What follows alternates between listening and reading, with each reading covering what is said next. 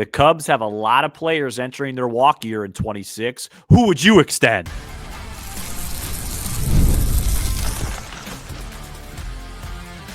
You are Locked On Cubs, your daily Chicago Cubs podcast. Part of the Locked On Podcast Network, your team every day. You are Locked On Cubs, part of the Locked On Podcast Network, now the #1 sports podcast network. We are your team every day. I'm Sam Olber with Matt Cozy, and we are lifelong fans taking our passion into a discussion with you. Did Matt do the points on all things Cubs? Today's episode is brought to you by FanDuel. If you want to be right in the middle of the action this season, visit FanDuel.com and place your NFL live bets all season long. We're here today. Sam Olber, Matt Cozy. Lot to discuss today. We got guys in their walk years. We're going to talk about which guy, you're ready to move on from. But before we do that, I want to talk about, and I know there's some news now as we record about the Cubs potentially trading for a pitcher. Looks like they're out on King, could possibly be out on Amai. I'm going to let you handle that tomorrow because I'm kind of over that. Maybe it's Gore. Bennett didn't want Gore, but maybe we trade for him. Well, I love when I posted that clip. Like people commented about like Gore's FIP. It's like it's not why I posted the clip. Yeah, and I think it's always felt like if they were going to trade, it's going to be Gore or Cabrera. And, if they're not going to go spending, then that's what's going to happen. So, Matthew, we have Suzuki. We have Happ, Horner, Boyd, Tyone. A lot of these guys. Why would you forgot Hobie Milner? A lot of these guys are going to be free agents after this season. You don't want to go into a Nine trade. Of them. You don't want to go into a trade deadline with that much uncertainty. You don't want to go into an offseason with that. If the Cubs had to extend one of these players, not counting the arbitration players, which one would you pick and why? So, this is excluding ARB and pre-ARB, right? Yes. Okay, so to me, it's a really clear answer, clear as crystal, you might say. And that is Nico Horner. And I have terms and conditions later as well. Wonderful. Specifically. But for as many guys as they have who are entering their walk years, which is 9, although Boyd has a mutual option, Ray has a club option for 27, but it's basically 9. I would say Horner's at the top of the list. He's about to make $12 million this year. I have a nice bump up for him that I want to get your thoughts on as well. But he was not only one of the Cubs' best players this year. We awarded him the Locked On Cubs MVP, sort of the listeners. But he was one of the best players in baseball in 2025. And as I enter this period of reflection, as I always do at the end of years, and just thinking about this show as well lately, and even before this show, we talked about Nico Horner a lot. You're getting emotional about Horner. Yes, I've always said that. No one else has that I know, and he's the guy to do it with, and he showed glimpses early on.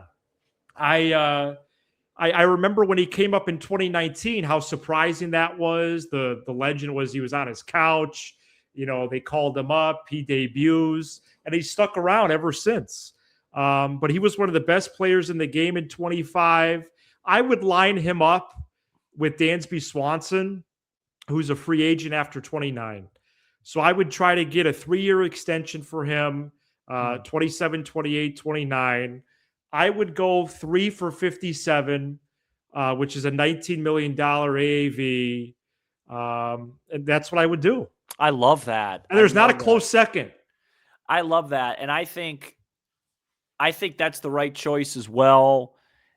I love the 3 years lining up with Swanson. The question is would Horner do that instead of experimenting with free agency and seeing if he can get 5, 6, 7 somewhere else?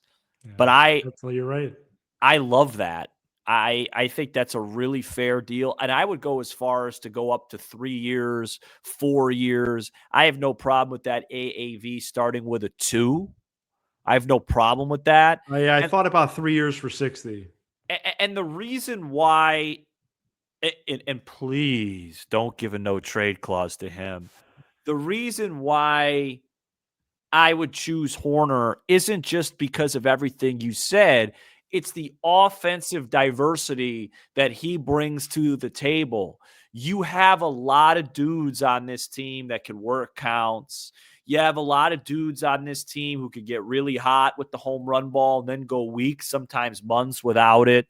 You have a lot of dudes with a lot of high variance, but you don't have a lot of dudes who get base hits, hit for batting average, hit when it matters, put the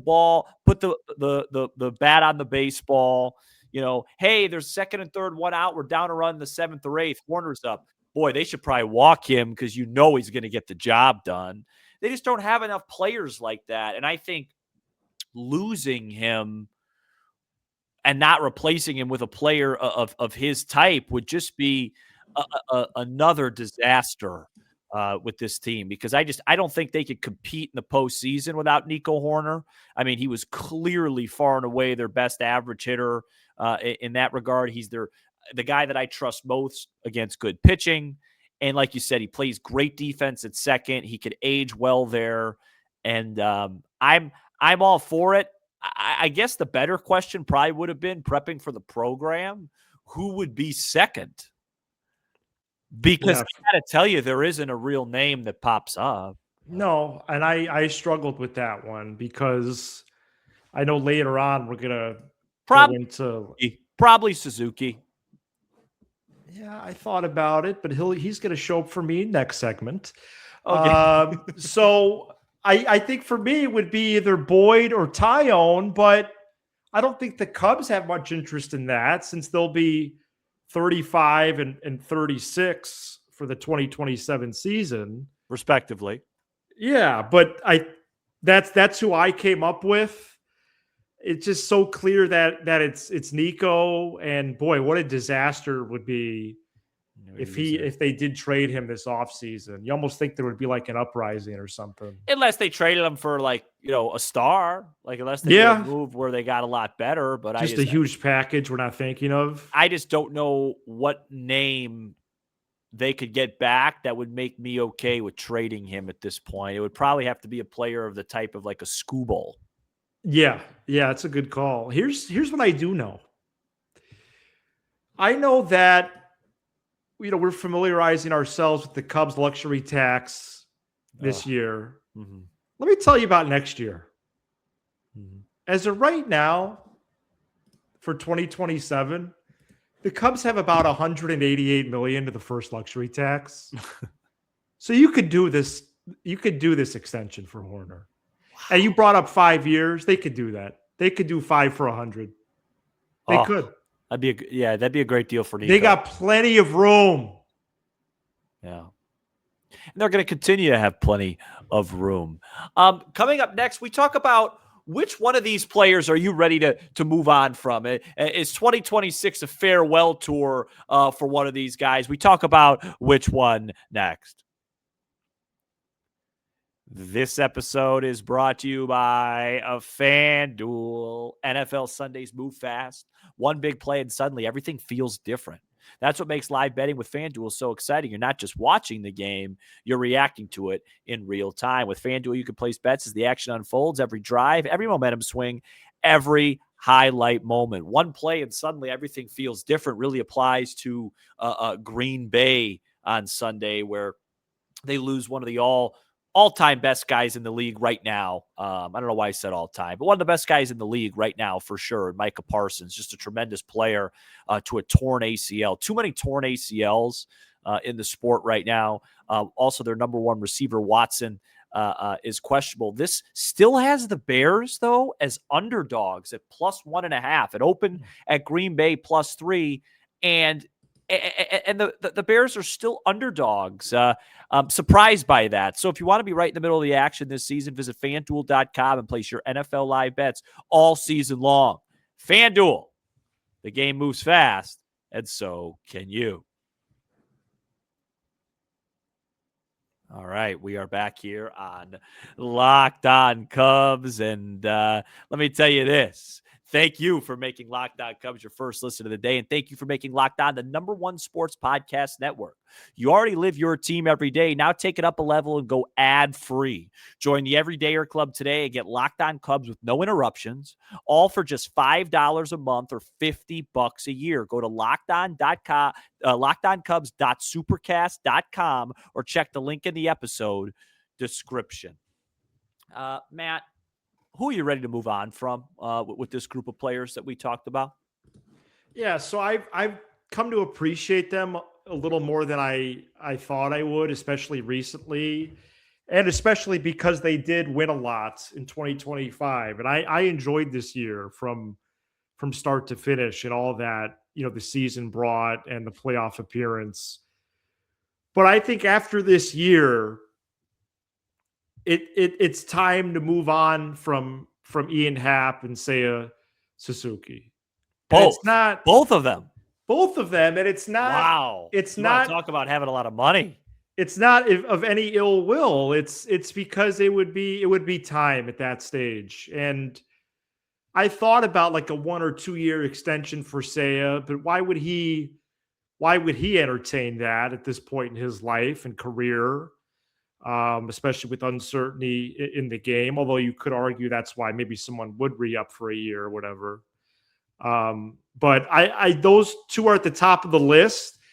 And it's because if you acknowledge Horner, if you acknowledge Boyd and Taillon like we have, well, then the list really starts to shrink. And so it's not happened, Seiya, by default, but do you really have strong feelings about Kelly, Ray, and Milner? No. I mean, the other guy would be Shota, as he is in this 1 year buffer zone as well. But Seiya and Happ have been around a long time. They've been solid players. They've been productive. Ian Happ is one of the top 25 Cubs of the last quarter century. But after this year, I'll be ready. I'll be ready to say goodbye to them. Wow. So my answer was similar, but it was one of them. I think letting go of both and not re-upping both, you're gonna have a lot to fill then. You're preaching to the choir. 27 then could kind of look like a retool in that case if you lose both guys. Well, as of right now, they would.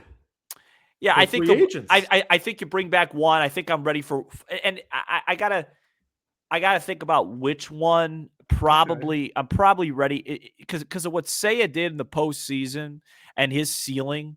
I still believe he's just like the perfect Teoscar Hernandez or the perfect complementary guy in a lineup that's really, really loaded. He's just never been in a lineup like that until last year when he just looked awesome for about, I don't know, 2/3, three quarters of the season. I just think Happ, it's just redundancy. It's the reason why I would want to extend Nico Horner would be the same way I'd be fine parting ways with one of these players, in this case, Happ. It's not that he's not a good baseball player. It's just that this team just has so many guys that they come up and it's like, you could tell they're really struggling right now. And, you have a bad 2 months and, all right, sure, Ian's going to end up with his, solid 120 or 115 WRC plus and his 260 and his 255. But unless this team goes out and, I feel like we're having deja vu from 2 years ago, unless this team goes out and gets like a legit superstar, those guys just don't seem as effective. And so I just think I probably believe in Ian's floor more than Seiya, and I probably believe in Seiya's ceiling more than Ian's. And I would just, it's one of those two. I think we could agree it's just one of those two. You just would get a different look to the offense. Now, that's not to say we don't know what's going to happen this year. Maybe this team plays really, really well, and all of a sudden Ian Happ's looking like a different player. But it just, or Seiya's, hits 38 home runs and drives in 130 and is being mentioned at the end of the season in the MVP conversation. But then again, that would price him out probably of Cubs land. So, it's just, it is what it is. A lot of these guys, at least a few of them, are going to be gone. Well, I don't see how they wouldn't be, and it's clear the Cubs' plan was to at least offer as much flexibility as they can after this year, which again is a major reason why this year to me is so important because I am looking at the depth chart for 2027. Am I doing that, for a long period of time? Am I doing that, multiple times in the offseason? Not necessarily. But the reality is that you could have not only turnover after this year, but massive turnover to key pieces. And Seiya and Hap are two of the key pieces. They right now are your projected, 1 and 3 hitters or 1 and 4. So or you think 3 and 5. you think the Bush leadoff thing's done? No, I don't. I just wouldn't open the year with that. But I guess they could coming out of the playoffs and really the last 2 months of the year they did that. Well, I just don't know. So then Ian Happ would bat where? Would he bat 5th? Yeah, right now it looks something along the line. Bush, Horner, Seiya. I'd say Bush. I think Happ would probably Bush, Seiya, 1, 2. I think Happ would probably hit 3rd in this case. Okay. I think it would be Bush, Horner, Happ, Seiya, and then maybe Pete or someone of that like that 5. Ooh. Yeah, I think it'd have to be Pete. Yeah. Then maybe like that Carson Kelly there. Kelly, Swanson. Who am I forgetting? Oh no, Ballesteros would probably hit 5th. Wow, that high in the lineup. Yeah, then Kelly 6, Pete 7, Dansby 8, Shaw 9. That's your group right now. Is it a reason to keep Owen Casey this year to see if he could succeed, Seiya and or Hap for 27 and beyond? Just don't see it being realistic with all the rumors. If they trade for a pitcher, Casey's in it. Okay. If they trade for a pitcher, he's in it. Well, then that brings me back to my age-old question at this point. Yeah, who plays right field then? Who plays left field? Who, you know what I mean? Not only this year, but next. Yeah, well, they'll wait, get guys. If they trade Casey, so then for 150 plus, it's saying right, Mo Ball or DH? Yeah. And then Bregman at 3rd. Shaw would be in that deal to Washington with Casey. Or no. And, Wiggins for Gore. No, I think Shaw. I don't think they would trade Casey and Shaw. Not for Mackenzie Gore, no. One of them. Maybe it's Shaw, not Casey. A lot of lefties in the rotation if that happens. Well, maybe it's Cabrera. But we've contemplated that before. Yeah, I'm starting to get a little nervous about Cabrera's injury history. Yeah. Well, there's a lot of that. So, yeah, you don't really have a strong conviction about, we just went through this with Shota. We're not going to do it again after 26. We thought he was gone this year and he came back. Well, my guess is if he pitches well, he'll sign a nice little team-friendly deal. This 2027 CBA stuff it's really led to a lot of uncertainty, and it just seems like everybody's kind of holding their breath. Well, a year from now, we're going to be doing shows on our top foods. Well, don't joke, because coming up next, I have a question in one of my how much would it take? We bring back how much would it take, and we do that next.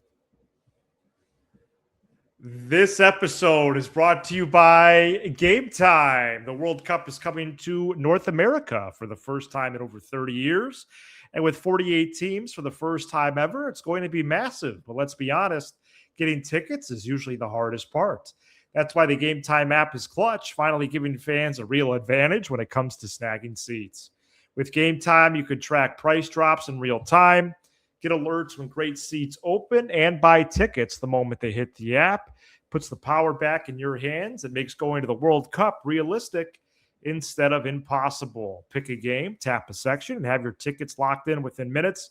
No confusion, no hunting for fine print. Take the guesswork out of buying World Cup tickets and every match, concert, or event with Game Time. Download the Game Time app, create an account, use code LOCKEDONMLB for $20 off your first purchase. Terms do apply. Again, download the app, make an account, and use code LOCKEDONMLB for $20 off. Swipe, tap, ticket, go with Game Time.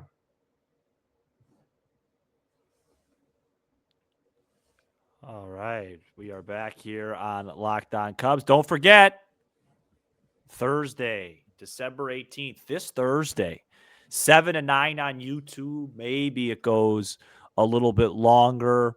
Come hang out with Matt and myself. We'll talk some Cubs, but we'll also just have some fun, Right. Gonna Hot try and chocolate. get maybe a couple special guests as well. Oh, really? Yeah, maybe one or two. Okay. Well, and I'm looking for a couple people that I would like us to see on Thursday night, Sam. Tell me about it. I'm looking for Nick, who we met in April at Almost Home. Nick and his wife recently married, and before Nick's wedding, to get the nerves loosened up, he kept just replaying the drops from our show in his head, and so Cubs. that was interesting to me and flattering. Also, Peter Sam wrote us a nice letter in September at Almost Home. Would like to touch base with him. So if those guys could reach out to us, that'd be fantastic. LOC soundoff@gmail.com. Otherwise, the turnout for this has been really, really good. Also, my wife and I went to a Chili's today in Wheaton, and I want to give a shout out to Jeff, who works there at Chili's, diehard Cubs fan. Told him I would give him a shout out on the show. We talked Cubs for many minutes there, and so I wanted to give a shout out to him. And then also to my dad, Frank. Happy birthday today to him. Hey, happy birthday, Frank. All right, anything else? Yeah. I'd like to give I gave a shout out to Jeff and Chili's. Well, I'd like to give a shout out to my second cousin, 3 times removed, who listens to this show. Go Cubs. Forgot his name. Anyway, all right. How much would it take? It's been a good while since we brought back this segment. For those that don't know, It's been like well over a year, I think. For those of you that don't know, pretty simple. We ask a question about something we really wouldn't want to do, and how much real life dollars would it take for you to do that? So I want to open up. I don't know if you have any Cubs related stuff. Mine. Yeah, really, I do. Well, it involves the extensions. So mine is. I have one non-Cubs related one that I'd like to share. Yeah, so do I. So the Bears played the Browns yesterday at Soldier Field. Okay. And our your cousin and my fellow friend Nick went to the ball. My cousin, your best friend, is how you always say it. Yeah, you're right. Unless something changed. No, we're in a pretty big fight right now, but no, I'm just kidding. Go Cubs. He went to this football game. No, he didn't. Yes, he did. And so I want to know how much would it take for you? I didn't know that. Yeah, well, how much would it take for you to go to that game? Call him on the air. But wait, before you do that, how much would it take for you to go to that game with your infant baby, Bennett? No, it's not even possible because you can't even. He can only be outside for like 5 minutes. Well, that seems a bit extreme. In the cold? In the cold? Yeah, in the extreme cold. Oh, okay. Well, in the extreme cold. You thought I was saying in general? Well, okay. All right. How much would it take? I would say like $1 million. $1 million? That's how much I care about this child. No. Forget the child part of it then. That complicates it. Because then you're basically I guess you could we need to get Nick on the holiday party, Sam, on Thursday. You could basically then spend the game, in the cozy. In the like the vestibule or something? Yeah, but so forget that, because then it gets complicated if he can't actually do that. Because I don't have any interest in going. How about I answer it that way? I asked my friend this, who has a baby just about a year and a half older than Bennett's. And I asked him the same question Saturday night at a Christmas party, and he said if he got his wife's permission, he'd be fine. Like he'd wrap him up, he'd be good to go, and he'd be able to do it. But he said the argument with the wife is where would it be worth it? Well, that's why I brought up these other. I just have all these other factors with the Bears game. I don't have great memories of going. It was a slog to get down there. Do you want to know the answer for me without anybody? You just by yourself? Yeah, $5,000. Okay. I wouldn't do it for less than $5,000. I'm into the Bears. I mean, it's awesome what they're doing. For me to sit out there against a team, no disrespect, that couldn't move the ball against Stevenson High School like Cleveland. For me to sit out there and watch that in negative degree weather and basically concede that I'm going to get sick for a week to watch that. All right, well, that's a myth. But go ahead. No, it ain't a myth. $5,000. Yeah, my interest level is very low on that. Yeah. All right, your turn. Well, I don't want to, I know this has come up before, but again, we have a lot of new listeners. Mm-hmm.